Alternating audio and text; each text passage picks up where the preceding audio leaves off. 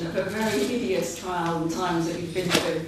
Our next speaker is the lawyer Imran, who is one of the best-known human rights and criminal lawyers in the UK. He has become well known for his works representing the parents of Stephen Lawrence. He's also later represented the families of Victoria Climby and Zahid Mubarak, and has a deep concern about the role of the media in high-profile human rights cases, a critical issue of our times. Imran, you're very welcome.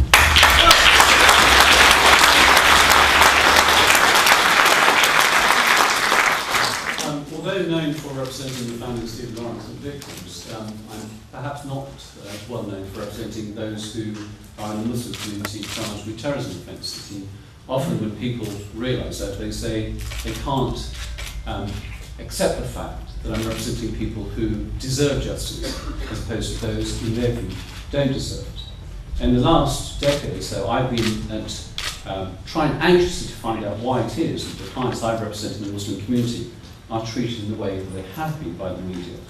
It's been almost impossible to get a good Muslim story in the media. And so what I've done is I've tried to analyse this in as short a way as I can. And I start with, I'm afraid, sociologists who I'm not a fan of, but they talk about agenda setting and framing. And agenda setting is the media, through its emphasis on some issues, shaping the concerns of our time. And framing is about contextualising those issues to make society make sense of it. And immigration is an obvious example. If you look through the media, it's all in terms of colour and threat rather than a desperate demand for labour from post-war Britain. But then you look at the events of 9/11 and 7/7. And the agenda set by the press, the media, has been distinctly anti-Muslim. I don't like the word Islamophobe has been used because that's a particular word. I call it anti-Muslimism. It's anti-Muslim.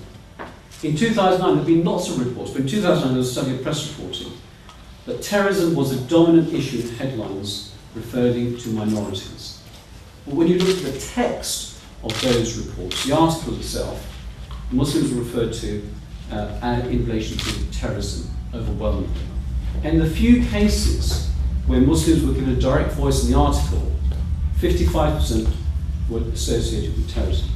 So there's a huge plethora of evidence that suggests that what has been framed is a process where there's a war between us and them. Us is, according to the media, harmless individuals living in this country, being taken advantage of, and them who are a burden on society, who corrupt or pollute our culture.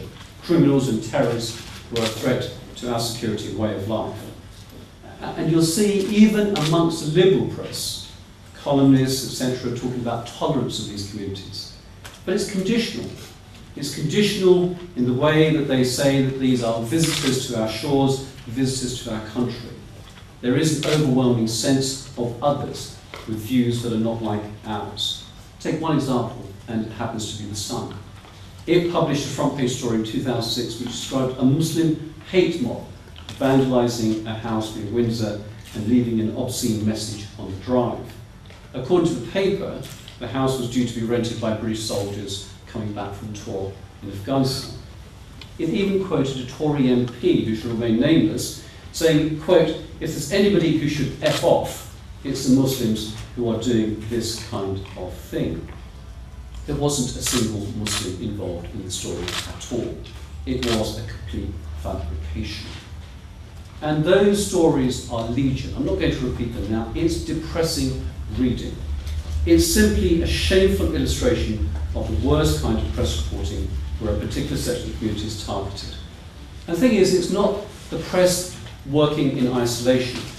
They're influenced and guided by politicians. We now know how close politicians have come to the media.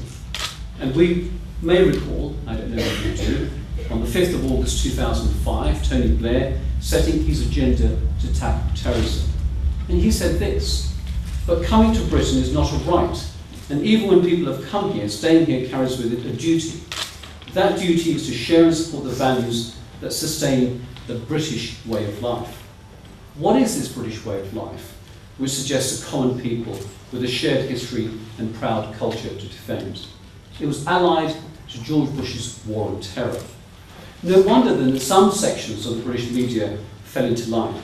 They were given the green light to embark on an anti-Muslim agenda, the like of which we've never seen in the last decade or so. We had headlines such as "Muslim schools ban our culture," "Muslims tell us how to run our schools," "Christmas is banned, it offends Muslims," "BBC puts Muslims before you."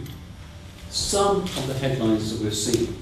And that response has led to what I call institutionalised discrimination and demonisation of the Muslim communities in this country.